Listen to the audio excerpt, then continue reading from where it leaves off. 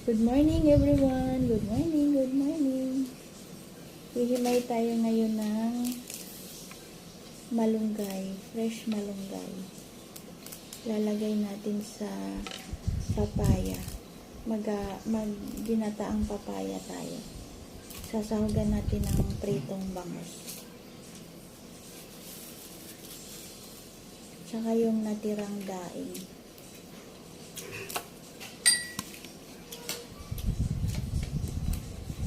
Try naman natin yung ibang klaseng ulam.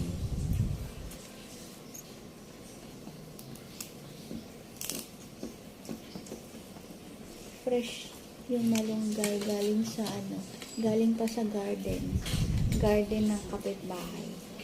Thank you pala sa kapitbahay namin nagbigay ng malunggay.